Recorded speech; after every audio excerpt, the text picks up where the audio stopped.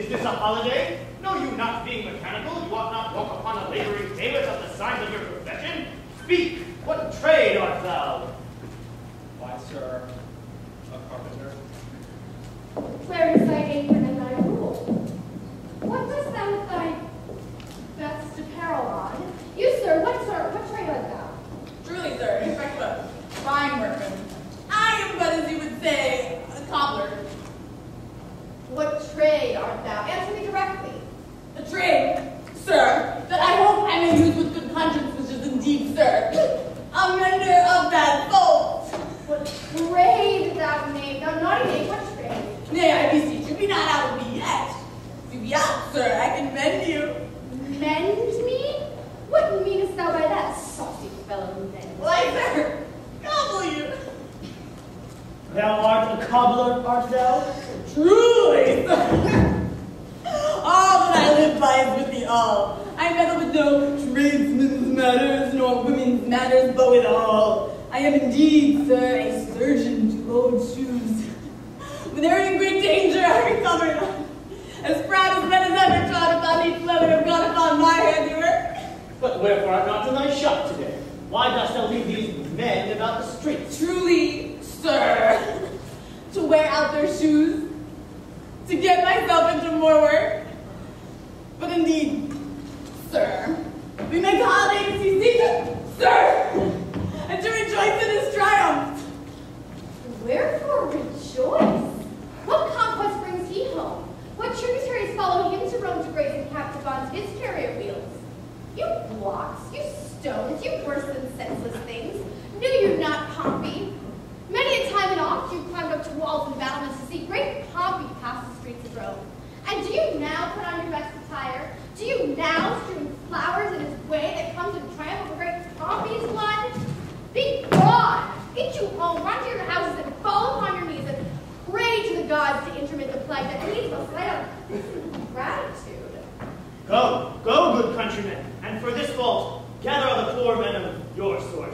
Draw them to Tiber banks and weep your tears into the channel, till the lowest streams do kiss the most exalted shores of all.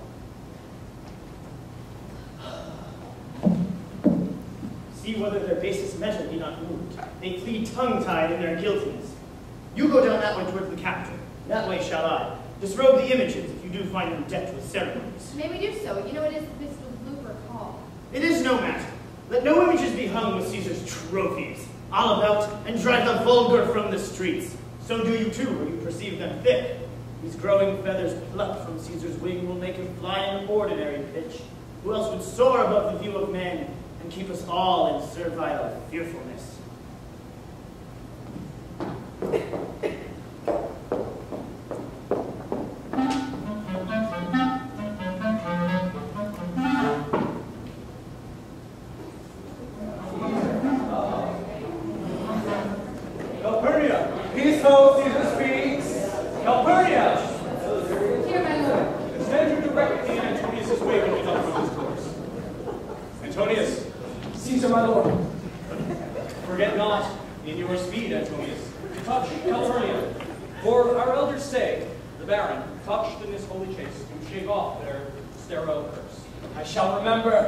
When Caesar says, do this, it is performed. Set on. And leave no ceremony out. Caesar! Huh? Who calls? Let every noise be still, peace yet again. Who is it in the press that calls him? I hear a tongue shriller than all the music cry, Caesar! Speak, Caesar is turned to hear. Beware the Ides of March. What man is that? A soothsayer bids you beware the Ides of March. Set him before me. Let me see his face. Fellow, come from the throng, look upon Caesar.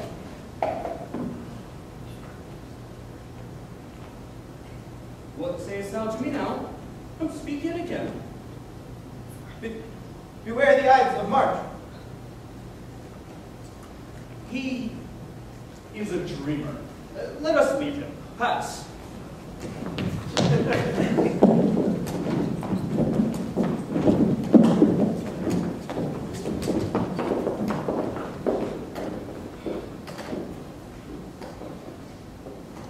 Will you go see the order of the court?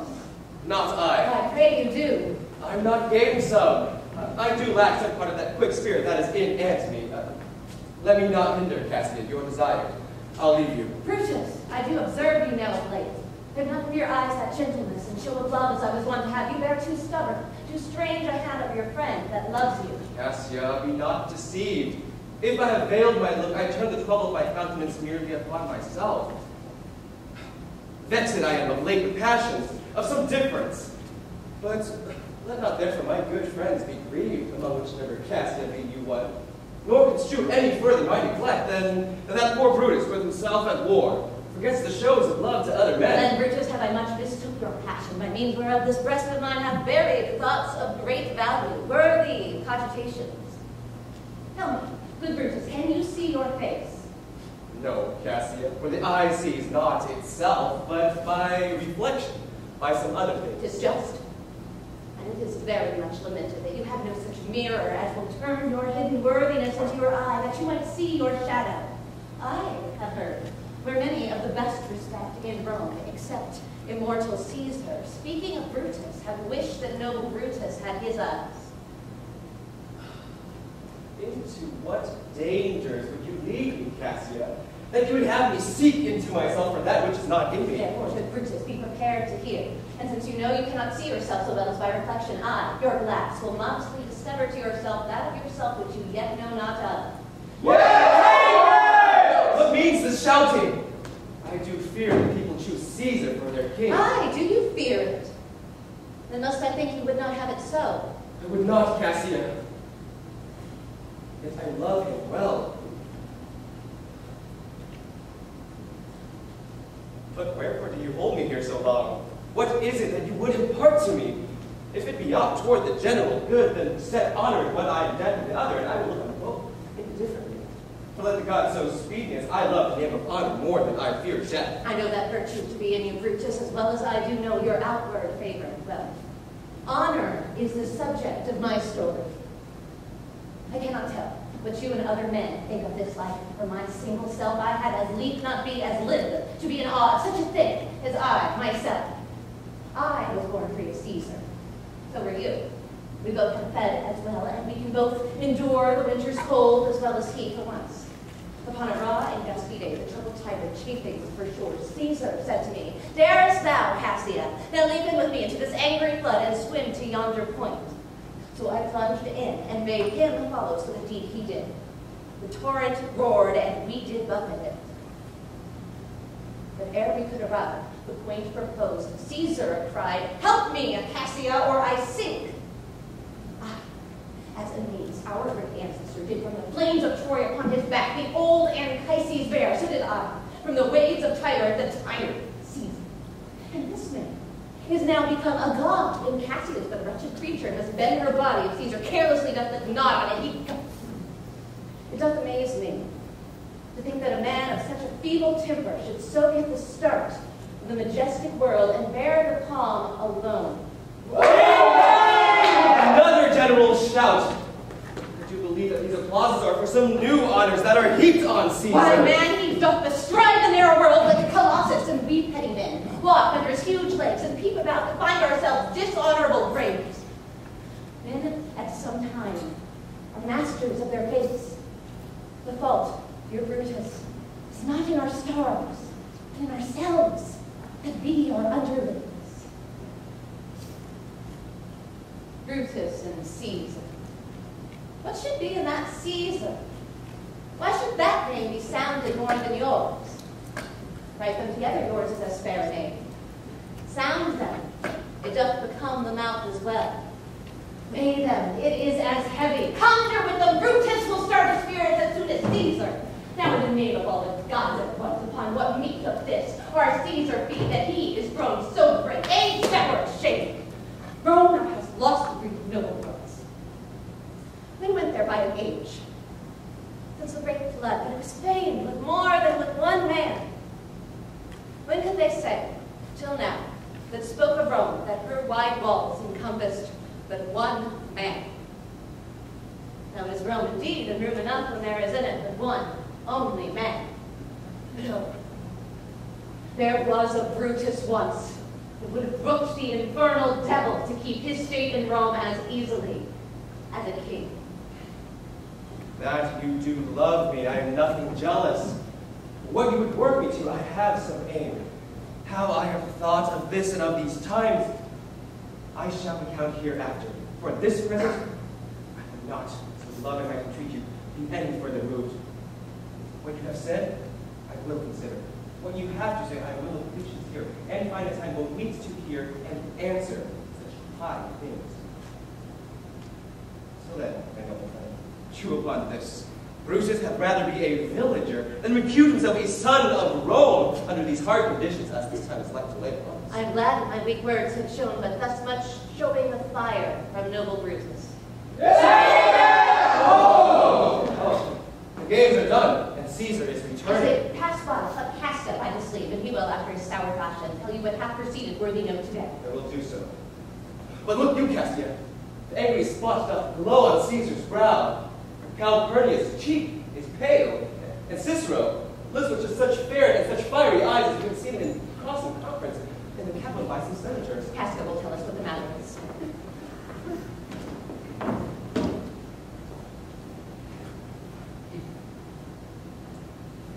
Antonius, Caesar, let me have men about me that are fat, sleek-headed men, such as Caesar knights.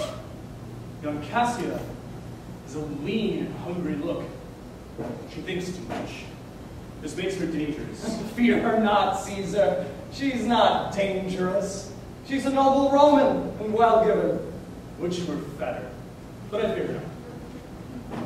Yet, if my aim were liable to fear, I do not know the one I should avoid so soon as that spare Cassia. She reads much. She is a great observer. She looks quite through the deeds of men. She loves no plays, as thou dost envy. She hears no music. Seldom she smiles, and smiles in such a sort as if she mocked herself, and scorned his spirit that could be moved to smile at anything. Women like her be never at heart's ease whilst they behold a greater than themselves, and therefore are they very dangerous.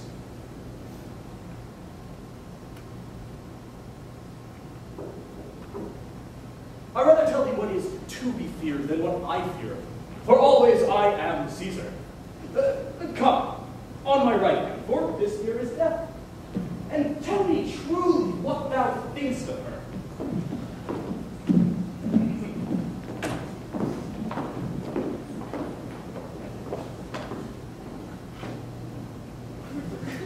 You pulled me by the clothes.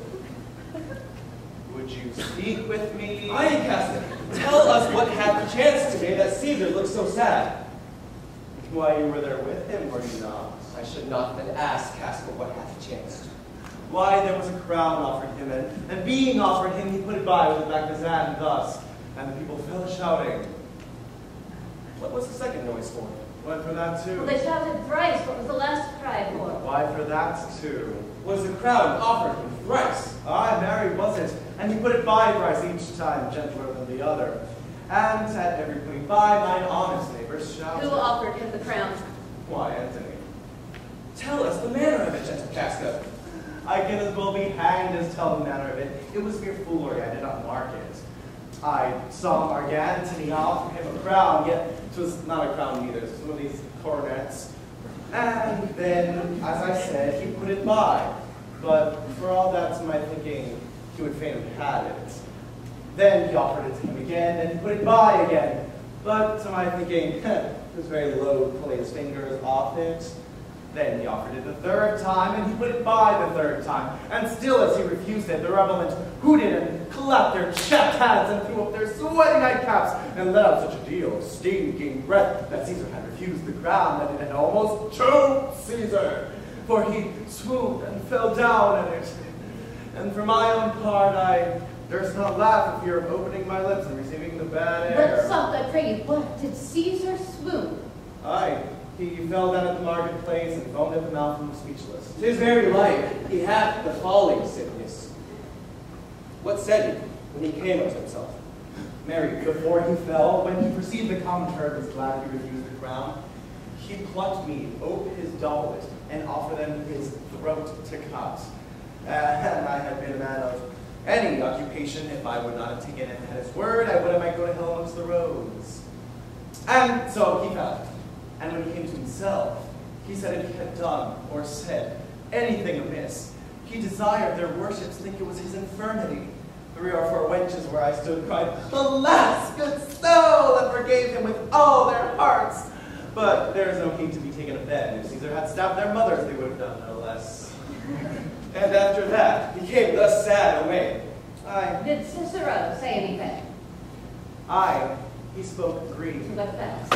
Hey, I tell you that, I'll never look you in the face again. But those who understood him, they smiled at each other and shook their heads. But for my own part, it was Greek to me. I could tell you more news too. Marcellus and Flavius, for pulling stars off Caesar's images, are put to silence. Very well, there was more foolery yet if I could remember. Will you dine with me tonight, Casca? No, I'm promised for. Will you sup with me tomorrow? If I be alive, and your mind cold, and your dinner worth. Good, I will expect you. Do so. Farewell, Bo! What a blunt fellow is this grown to be. He was quick metal when he was in school. So he is now in execution of any bold or noble endeavor, however he puts on this tardy form. His rudeness is a sauce to his good wit, which gives men stomach to digest his words with greater appetite. So it is. For this present, I'll leave you. Tomorrow, if you please to speak with me, I'll come home to you. Or, if you will, come home to me, and I will wait for you. I will do so. Till then, think of the word.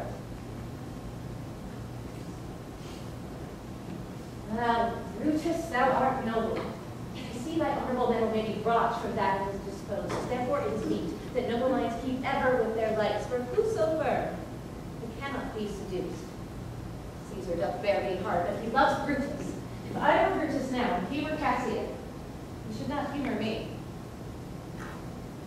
I will this night, with several hands, in at his windows throw, as if they came from several citizens' writings, all tending towards the great opinion that Rome holds of his name, wherein, obscurely, Caesar's ambition shall be glanced at. And after this, let Caesar seat him sure, for we will shake him. The worst days endure.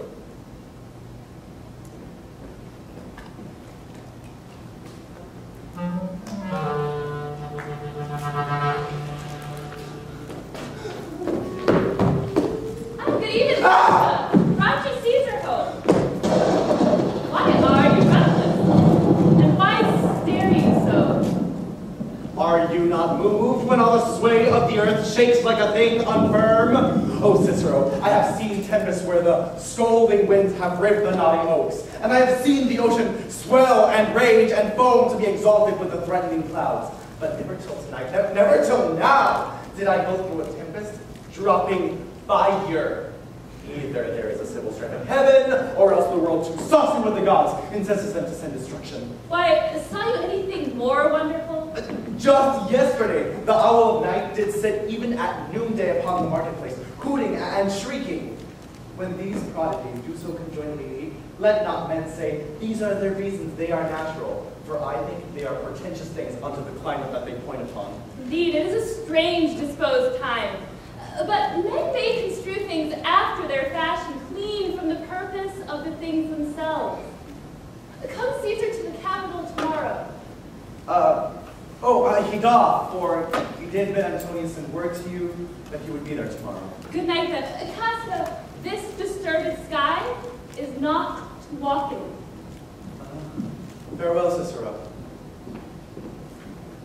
Who's that? A Roman? Casca, by your voice. You have a good ear. Cassia, what night is this? A very pleasing night to honest men. Whoever knew the heavens meant us so. Those who have known the earth so full of faults. But wherefore do you tempt the heavens so?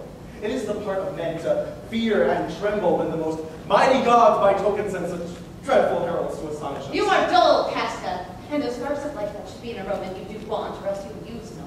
You pale and gaze and put on fear and cast yourself in wonder to see the strange impatience of the heavens, but if you cause. Why all these fires? Why all these gliding ghosts? Why all these things change from their ordinance to monstrous quality? Why you shall find that heaven has infused them with these spirits to make them instruments of fear and warning unto some monstrous state. Now could I, Casca, name thee a man most like this dreadful knight? A man no mightier than thyself or I in personal action, yet prodigious grown, and fearful as these strange eruptions of. 'Tis Caesar that you speak of, is it not, Cassio? Indeed, they say the senators tomorrow mean to establish Caesar as king, and he shall wear his crown by land and sea in every place, save here in Italy. I know where I will wear this dagger then. Cassia from bondage will deliver Cassia, if I know this, know all the world besides. That part of tyranny that I can bear, I can shake off in pleasure. So can I. So every man in his hand bears the power to cancel his captivity. And why should Caesar be a tyrant then? Poor man. I know he would not be a wolf, but he sees the Romans are but sheep. You are no lion, we're not Roman times, for the base matter to illuminate so vile a thing as see. But, oh, wherefore hast thou led me? I perhaps speak this before a willing bondman, then I know my answer must be made, but I am armed, and dangers are to me indifferent. You speak to Casca, and to no man who is such a fleering telltale. Hold my hand, be factious in redress of all these griefs, and I shall set this foot of mine as far as who goes farthest. There's a bargain made. No, you, Casca, I have moved already, so certain of the noblest-minded Romans undergo with me an enterprise of honorable, dangerous consequence, and I do know by this. They stay for me in Pompey's porch for now. This fearful night there is no stir or walking on the street. And the complexion of the element in favor is most like the work we have in hand, most bloody, fiery, and most terrible. Stay close a while, for here comes one in haste. Oh, 'tis Cinna I do know him by his gait. He is a friend. Cinna, where haste you so? To find out you. Who's that? Nicholas Simber. No, it is Casca, one incorporate to our attempts. Am I not stayed for, Cinna? Glad on it. What a fearful night is this. There's 2 or 3 of us have seen strange sights. Am I not stayed for? Tell me. Yes, you are. Oh, Cassia, if you could but win the noble Brutus to our party. Be you content? Good Cinna, take this paper and look you lay it in the praetor's chair where Brutus may but find it. Throw this in at his window, and then set this up with wax upon all Brutus's statue. All that done, prepare to Pompey's porch where you shall find him. His Decius Brutus and Trebonius there. All but Nicholas Simber, and she's gone to seek you at your house. Well, I will hide and so bestow these papers as you bade me. That done, repair to Pompey's porch. Come, Casca, you and I will get there today, see Brutus at his house. 3 parts of him is ours already, and the man entire upon the next encounter yields him ours. Oh, he sits high in all the people's hearts, and that which would appear offense in us, his countenance will, like richest alchemy, change to worthiness and to virtue. Him and his work, and our great need of him, you have right well conceded. Let us go, for it is after midnight. Ere day we will awake him and be sure of him.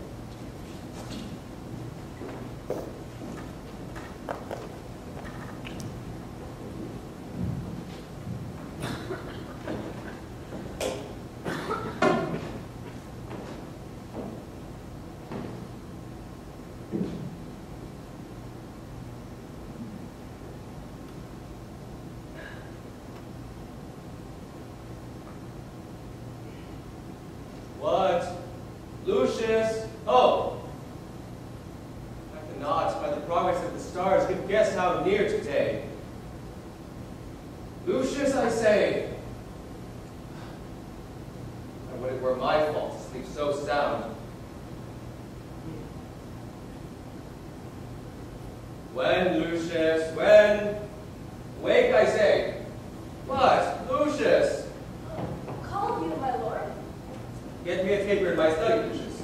When it is light, come and call me here. I will, my lord.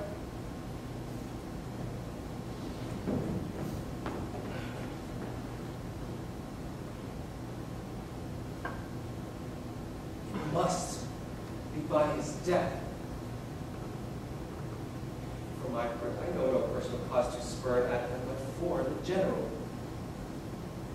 He would be crowned. How that might change his nature, there's the question. It is is the bright day that brings forth the adder, and that craves weary walking. Crown him, that, and then I grant you put a sting in him that had his will he may do danger with. Abuse of greatness is when it disjoins remorse from power. To speak truth, Caesar, I have not known when his affection swayed more than his reason. But 'tis common proof that lowliness is young ambition's ladder, whereto the climber upward turns his face. But when he once attains the utmost round, he then unto the ladder turns his back, looks into the clouds, scorning the base degrees by which he did ascend. For Caesar may, lest he may prevent. And since the quarrel will bear no color for the thing that he is, fashion thus, that what he is, augmented, would run to these and these extremities. And therefore I think of him as a serpent's egg, which hatched would as his kind grow mischievous, and kill him in the shell. The taper burneth in your closet, sir. Searching the window for a flint, I found this paper thus sealed up, and I am sure it did not lie there when I went to bed. Get you to bed again. It is not day. It is not tomorrow, girl. The Ides of March. I know not, sir. Look in the calendar and bring me word. I will, sir. These exhalations whizzing in the air give so much light that I may read by them.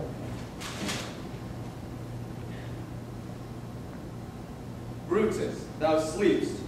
Awake and see thyself. Shall roam, etc. Speak, strike, redress.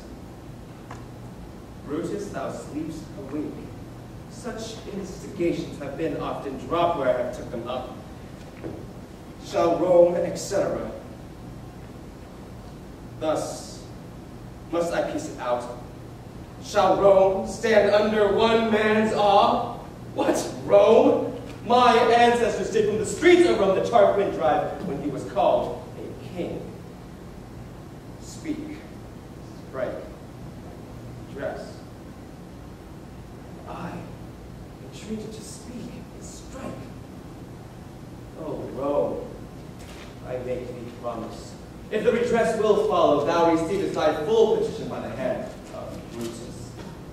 Sir, March is wasted 14 days. It is good.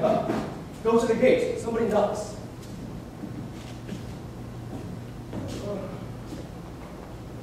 Since Cassius first did wet me against Caesar, I have not slept. Between the acting of a dreadful thing and the first motion, all the interim, some phantasma, or a hideous dream. Genius and the mortal instruments are then in council, and the state of man, like to a little kingdom, suffers then the nature of an insurrection. Sir, 'tis Cassia at the door who doth desire to see you. Is she alone? No, sir, there are more with her. Do you know them? No, sir, their hats are plucked about their ears, and half their faces buried in their cloaks, that by no means I may discover them by any mark of favor. Let them enter. They are the faction. Oh, conspiracy. Shameless now to show thy dangerous brow by night when evils are most free. Oh, then by day, where wilt thou find a cavern dark enough to mask thy monstrous visage? Seek none, conspiracy. Hide it in smiles, in an affability. For if thou native have thy native semblance on, not Erebus itself were dim enough to hide thee from prevention. I think we are too bold upon your rest. Demora, Brutus, do we trouble you? I have been up this hour, awake all night. Know I these men that come along with you? Yes, every man of them, and no man here but honors you, and everyone doth wish you had but that opinion of yourself which every noble Roman bears of you. This is Trebonius. She is welcome to This Decius Brutus. He is welcome too. This Casca, this Cinna, and this Metellus Timber. They're all Welcome. What watchful cares do interpose themselves betwixt your eyes at night? Shall I entreat a word? Here lies the east. Doth not the day break here? No. Pardon, sir, it doth. And yon gray lines that fret the clouds are messengers of day. You shall confess that you are both deceived. Here, as I point my sword, the sun arises, which is a great wave growing on the south, waiting the youthful season of the year. Some 2 months hence, up higher toward the north, he first presents his fire, and the high east stands at the capital, directly here. Give me your hands all over, one by one. And let us swear our resolution. No. Not an oath. If not the face of men, the sufferance of our souls, the times of use, if these be motives weak, break off the times that every man heads to his idle bed. So let high-sided tyranny range on, till each man drop by lottery. But if these, as I am sure they do, bear fire enough to kindle cowards, and to steal with valor the melting spirits of women and countrymen, what need be any spur but our own cause to prick us to redress? What other bond than secret Romans that have spoke the word and will not falter? And what other oath than honesty, to honesty engaged, that this shall be, or we will fall for it? To think that or our cause or our performance did need an oath, when every drop of blood that every Roman bears and nobly bears is guilty of a several bastardy if you do break the smallest particle of any promise that has passed from him. But what of Cicero? Shall we sound him? I think he will stand very strong with us. Let us not leave him out. By no means. Oh, let us have it. For his silver hairs will purchase us a good opinion, and by men's voices to commend our deeds. It shall be said that his judgment ruled our hands. Our youths in wildness shall know it, but all be buried in his gravity. Oh, name him not.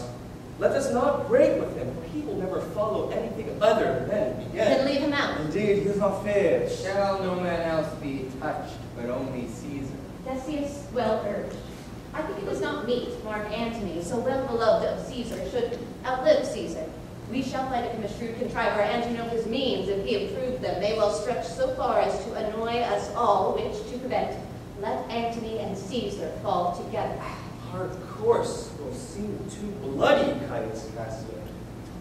To cut off the head and then hack the limbs? For Antony is but a limb of Caesar. Let us be sacrificers, but not butchers, Titus.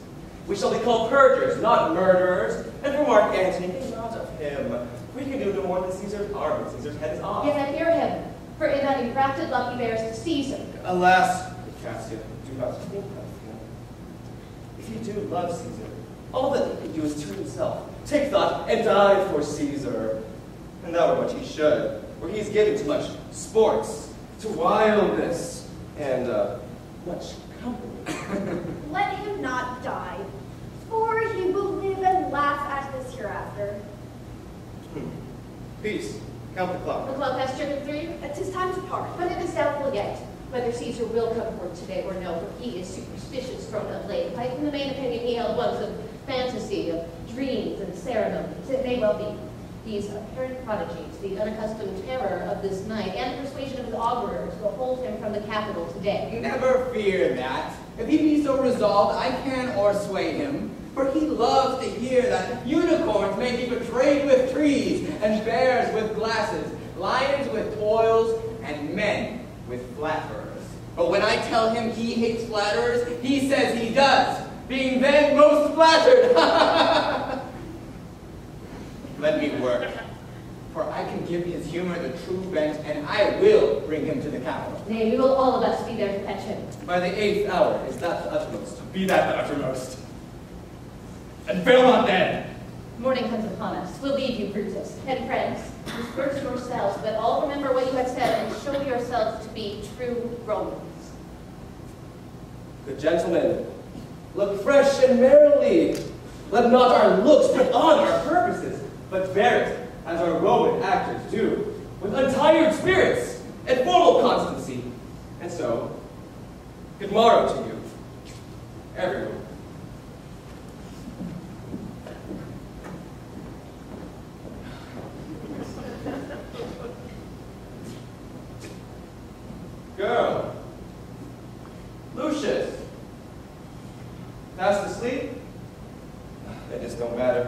Enjoy the honey heavy dew of slumber. Thou hast no figures nor no fantasies. Busy care draws in the brave men. Therefore thou sleep so sound.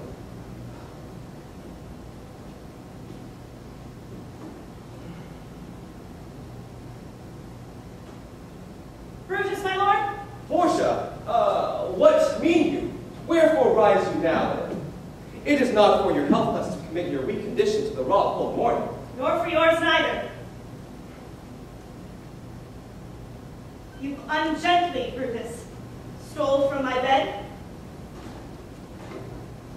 And yesternight at supper you suddenly rose and walked about musing and sighing, arms across.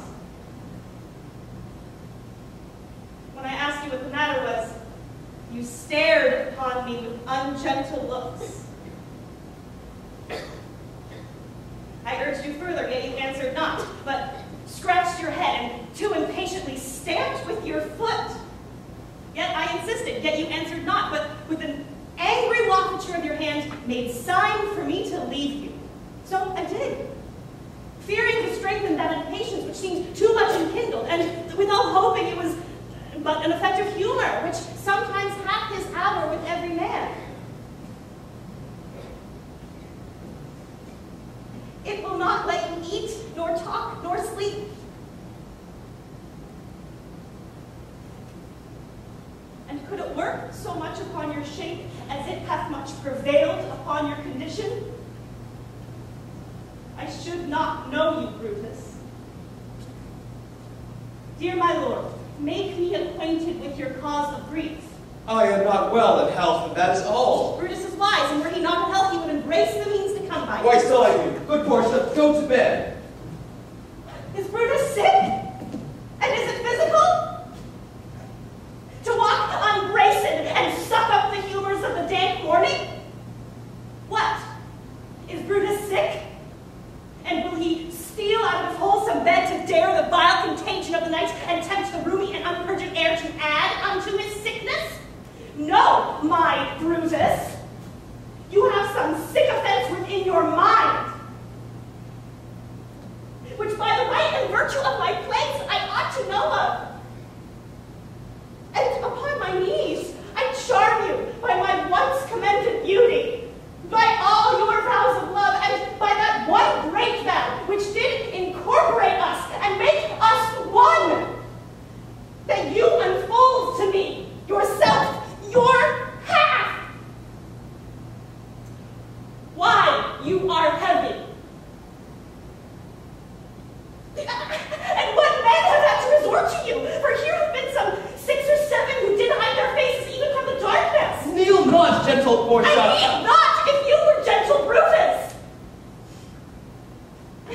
Within the bonds of marriage, tell me, Brutus, is it expected that I should know no secrets that appertain to you? Am I yourself, but as it were in sort or limitation, to keep with you at meals, to comfort your bed, and to talk to you sometimes?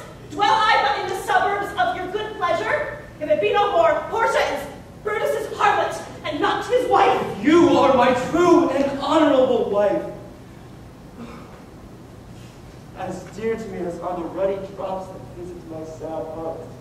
If this were true, then should I know this secret?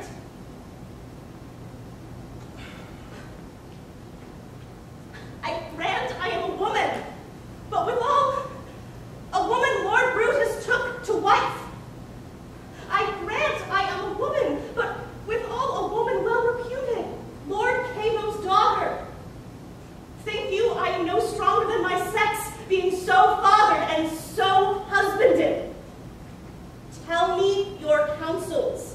I will not disclose them.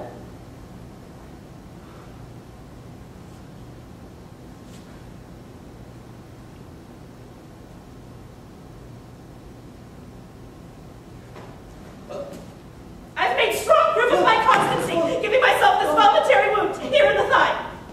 Can I bear that with patience, and not my husband's secrets?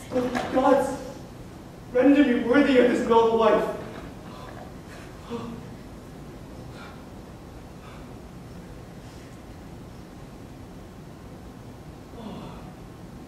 Now, by and by thy bosom shall partake the secrets of my heart.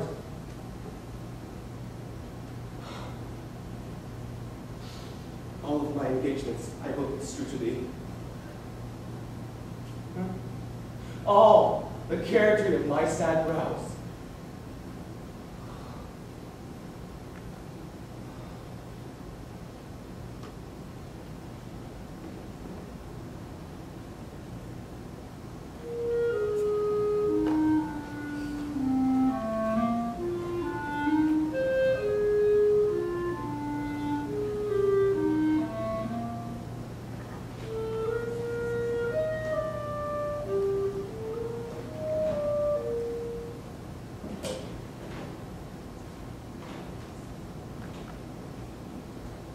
Heaven and earth have been at peace tonight. Thrice in her sleep had Calpurnia cried out, "Help! Oh, they murdered Caesar!" Who's within? My lord? Go, bid the priests do present sacrifice, and bring me their opinions of success. My lord. What mean you, Caesar? Think you to walk forth? You shall not stir out of your house today. Caesar shall go forth. The things that threaten me never looked but on my back. When they shall see the face of Caesar, they're vanished. Caesar, I never stood on ceremonies, yet now they fright me. There is one within, besides the things that we have heard and seen, recounts most horrid sights seen by the watch. A lioness hath whelped in the streets. Graves have yawned and yielded up their dead. Fierce fiery warriors fought from the clouds, in ranks and squadrons in right form of war, which drizzled blood upon the Capitol. The noise of battle hurtled in the air, horses did neigh, and dying men did groan, and ghosts did shriek and squeal about the street. Oh, Caesar, these things are beyond all use, and I do fear them. What can be avoided whose end is purposed by the mighty gods?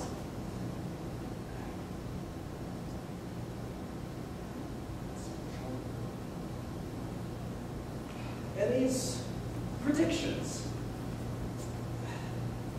they're to the world in general as to Caesar. When beggars die, there are no comets seen. The heavens themselves blaze forth the death of princes. Cowards die many times before their deaths. The valiants never tasted death but once.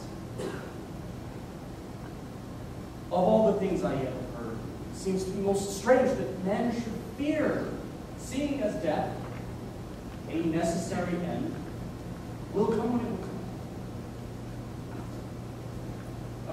What say the authors? They would not have you to stir forth today. Plucking the entrails of an offering forth, they could not find a heart within the beast. The gods do this in shame of cowardice. Caesar should be a beast without a heart if he should stay at home for fear today. No, he shall not. Danger knows full well that Caesar is more dangerous than he. We are two lions littered in one day, and I, the elder, and more terrible. And Caesar shall go forth. Alas, my lord, your wisdom is consumed in confidence. Do not go forth today. Call it my fear that keeps you in the house and not your own. We'll send Mark Antony to the Senate house, and he shall say, "You are not well today. Let me, upon my knee, prevail in this."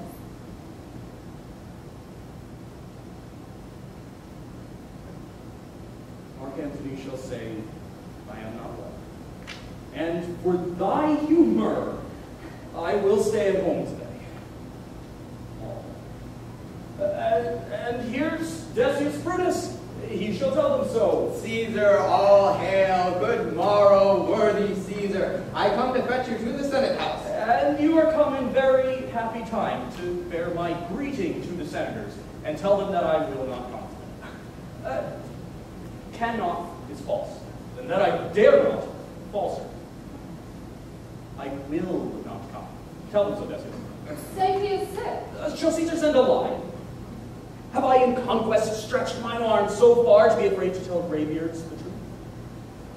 No. Tell the Senate I will not. Most mighty Caesar, let me know some cause, lest I be laughed at when I tell them so. The cause is in my will. I will not come. That is enough to satisfy the Senate. But For your private satisfaction, because I love you, I will let you know. My wife here, Calpurnia, bids me stay at home. She dreamt tonight she saw my statua, which, like a fountain with 100 spouts to run pure blood, and many lusty Romans came and bathed their hands in it, smiling. And these that she applied for warnings and portents and evils imminent. And on her knee, had begged that I would stay at home. This dream is all misinterpreted. It was a vision, fair and fortunate.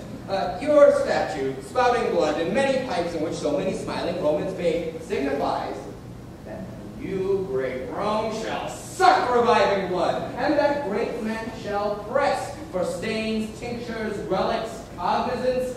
This, by Calpurnia's dream, is signified.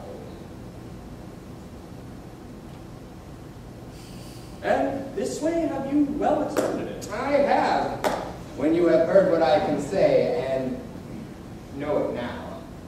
The Senate has concluded to give this day a crown to mighty Caesar. If you shall send them word you will not come, their minds may change. Besides, it were a mock apt to be rendered for someone to say, break up the Senate till some other day when Caesar's wife shall meet with better dreams. If Caesar hide himself, shall they not whisper, lo, Caesar is afraid. Pardon, Caesar? It is my dear, dear love to our proceedings bids me tell you this, and reason to my love is liable.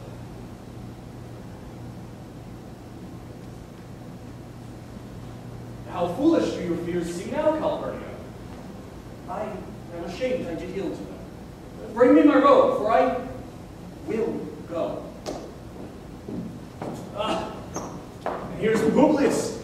Bring me this. Good morrow, Caesar. Welcome, Publius. What, Brutus? Are you stirred so early, too? Casca, good morrow. Caesar was never so much your enemy as that same ague which hath made you lean. What is the clock? Caesar, 'tis stricken 8. I thank you for your pains and courtesies.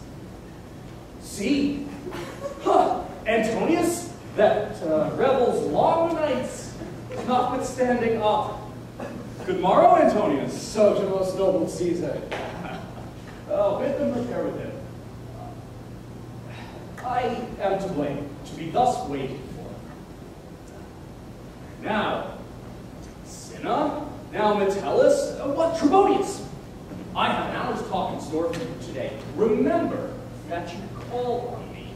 Caesar. Be near me, that I may remember you. Caesar, I will. And so near will I be, such friends of which I been further. Good friends, go in and drink some wine with me. And we, like friends, will straightway go together.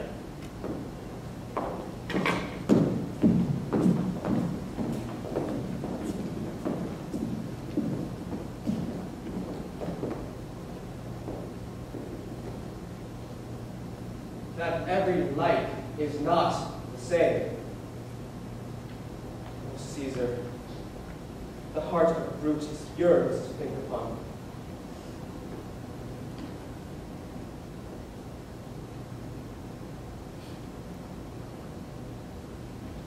Caesar, beware of Brutus. Take heed of Cassia, come not near Casca. Have an eye to Cinna, trust not Trebonius. Mark well Metellus Cimber.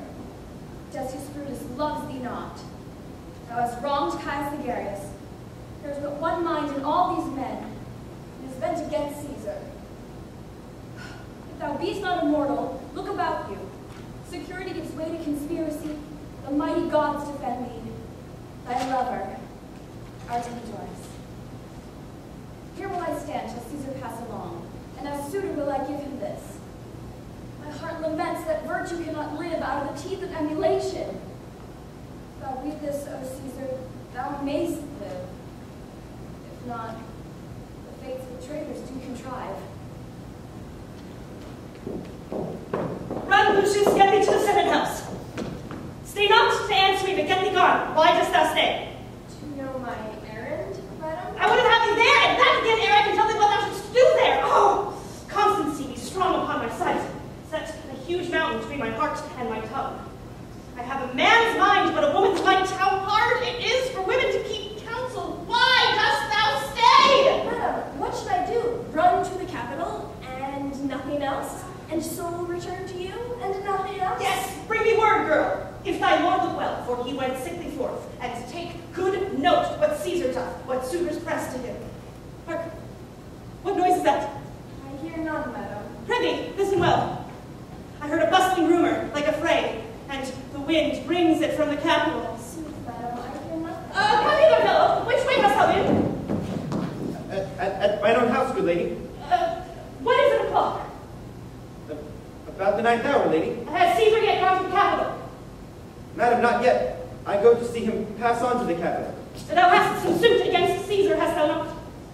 That I have, lady. If it will please Caesar to be so good to Caesar as to hear me, I shall beseech him to befriend himself. Why? Knowest thou any harm is intended towards him? None that I know will be, much that I fear may chance. Here the street is narrow. The throng that follows Caesar at the heels of senators, of praetors, and common suitors will surely crowd a feeble man almost to death. Good morrow to you. I'll get me to a place more void, and there speak to great Caesar as he comes along. I must go in. Oh, how weak a thing the heart of woman is! Oh, Brutus, heaven speed thee in thine enterprise. Sure, the girl heard me. Brutus hath a suit that Caesar will not grant. Oh, I grow faint. Run, Lucius. Commend me to my lord.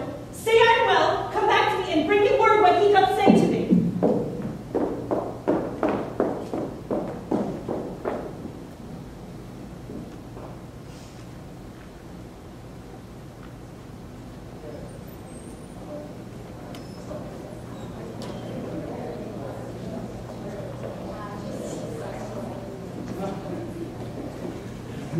The Ides of March are coming. I, Caesar, but not gone. Hail Caesar! Read this schedule. Trebonius doth desire you to read at your best leisure this per humble suit. Oh, Caesar, read my first, for mine's a suit that touches Caesar nearer. Read it, great Caesar. That which touches us most nearly shall be last, sir. Delay not! Read it instantly. What, the woman, man? Sir, you. Let her choose your petitions in the street. I wish your enterprise today may thrive. What enterprise, Papilius? Fare you well. What said Papilius Lena? Wish to have an enterprise might thrive. I fear our purpose is discovered. Look how he makes to Caesar, mark him. Cast will be set before we fear prevention. Brutus, what shall be done? If this be known, cast where Caesar never shall turn back. I will slay myself. Cassian be constant. Julius then speaks not of our purposes, for look, he smiles, and Caesar doth not change. Look you, Trebonius knows her time, for she draws Mark Antony out of the way. Where is Metellus Cimber? Let her go and presently prefer her suit to Caesar. She is addressed. Pressed near and second. Casca, you're the first that rears your hand.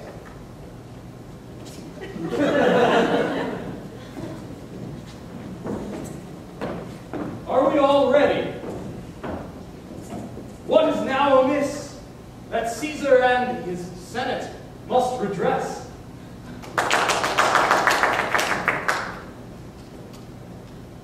Most high, most mighty, most puissant Caesar, Melissander throws before thy seat. I must prevent thee, Cimber.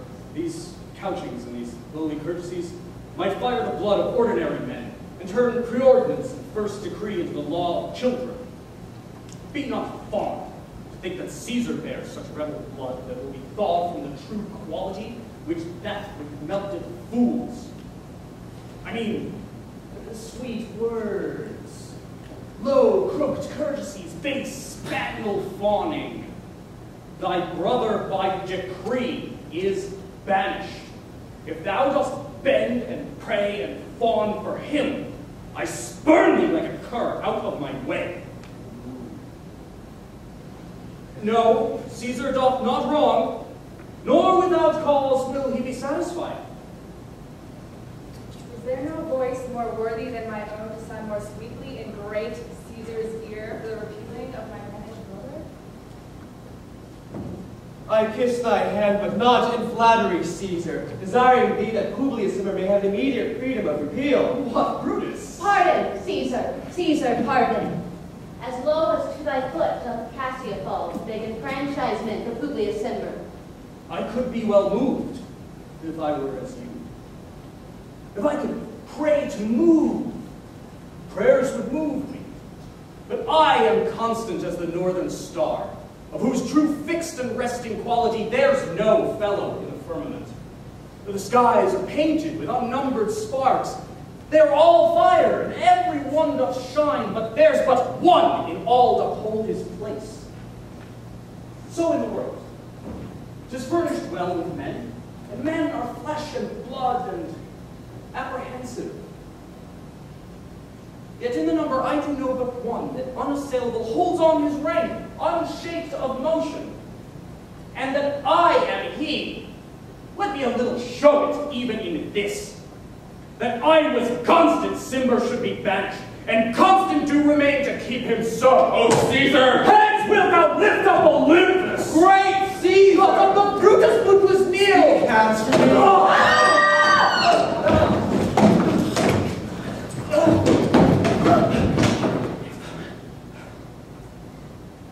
Too brutal. Then fall, Caesar.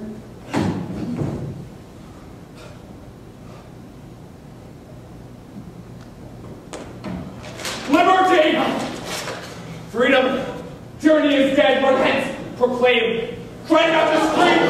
Hold it! Call out liberty, freedom, and enfranchisement. People and senators be not affrighted. Lie not, stand stiff. Ambition's death is paid. Go to the pulpit, Brutus. And Cassia, too. Wait, where's Publius? Here! Founded by this mutiny. Stand fast together, lest some Tub of standing. Publius, good cheer. There is no harm intended to your person, nor to no Roman else. So tell them, Publius. And leave us, Publius, thus that the people rushing on us should do your age some mischief. Do so, and let no man abide this deed but we, doer. Where is Antony? Fled to his house amazed. Men, wives, and children stare, cry out and run in the streets, as it were doomsday. Fates, we will know your pleasures. We shall die, we know. 'Tis but the time and the dry days out that men stand upon. He that cuts off 20 years of life cuts off but so many years of fearing death. Grant that, and then is death a benefit. So are we Caesar's friends that have abridged his time of fearing death. Stoop, Romans, stoop, and let us bathe our hands in Caesar's blood, up to the elbows, and besmear our swords. Walking forth to the marketplace, and our red weapons waving over our heads, let's cry out peace, freedom, and liberty. Stoop then and wash.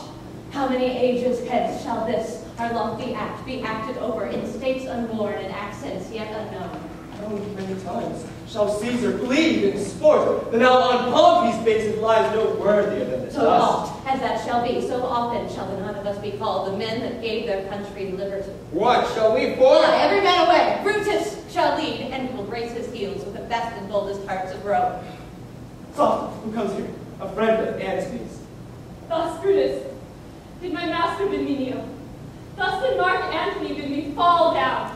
And being prostrate, thus he bade me say, Brutus is noble, wise, valiant, and honest. Caesar was mighty, bold, royal, and loving. Say I loved Brutus, and I honored him. Say I feared Caesar, honored him, and loved him.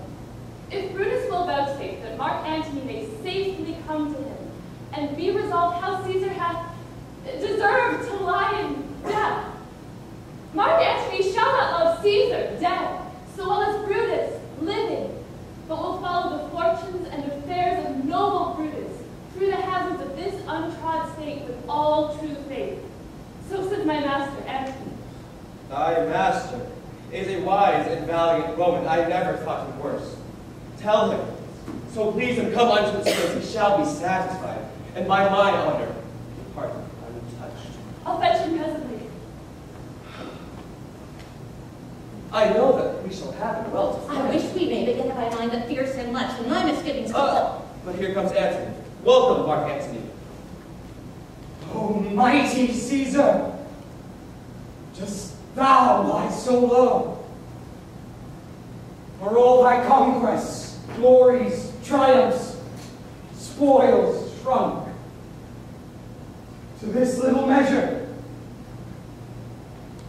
Fare thee well.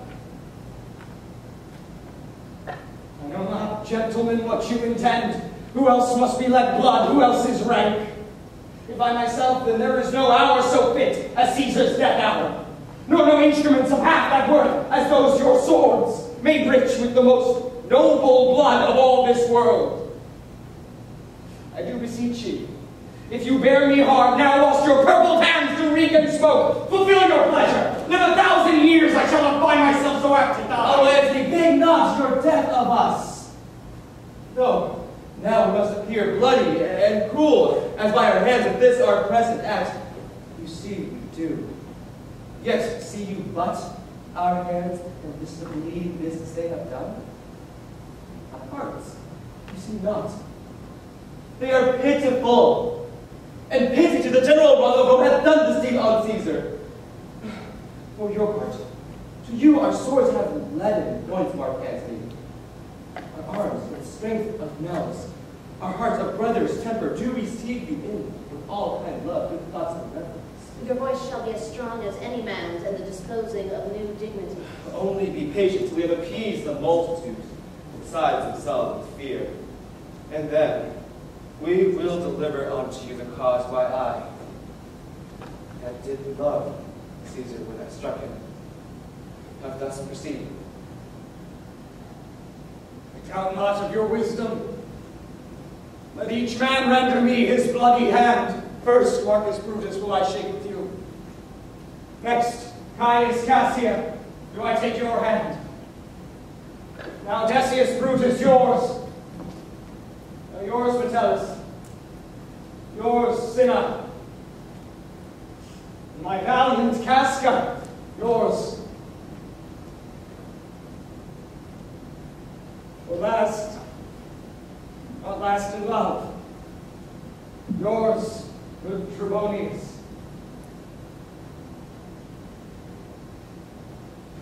Gentlemen all, alas, what shall I say? My credit now stands on such slippery ground that one of two bad ways you must conceive me, either a coward or a flatterer. That I did love thee, Caesar, oh, 'tis true. Had I as many eyes as thou hast wounds, weeping as fast as they stream forth thy blood, it would become me better than to close in terms of friendship with thine enemies. Pardon me, Julius. Mark Antony. Pardon me, Caius Cassia. The enemies of Caesar shall say this, that in a friend it is called modesty. Blame you not for praising Caesar so. What compact mean you to have with us? Will you be pricked a number of our friends, or shall we on and not depend on you? Therefore I took your hands, but was indeed swayed from the point by looking down on Caesar. Friends am I with you all, and love you all, upon this hope that you will give me reasons why and wherein Caesar was dangerous. Else were this a savage spectacle. Our reasons are so full of good regard that were you, Antony, the son of Caesar, you should be satisfied. That's all I seek. And am moreover suitor that I may produce his body to the marketplace, and in the pulpit, as becomes a friend, speak in the order of his funeral. You shall, Mark Antony. Brutus, a word with you. You know not what you do. Do not consent that Mark Antony speak in the order of his funeral. Know you how much the people may be moved? By your pardon, I will myself into the pulpit first, and show the reason of our Caesar's death. When Antony shall speak, I will protest. He speaks by permission and by leave, and that we are all contented. Caesar shall have all true rights and lawful ceremonies. It shall advantage more to do us wrong. I know not what will fall. I like it not. Mark Antony, here, take you Caesar's body. You shall not, in your funeral speech, blameless, but speak all good you can devise of Caesar, and say you do it by our permission. And you will speak in his pulpit, whereto I go after my speech is ended. And so I do desire no more. Prepare the body, then. follow us.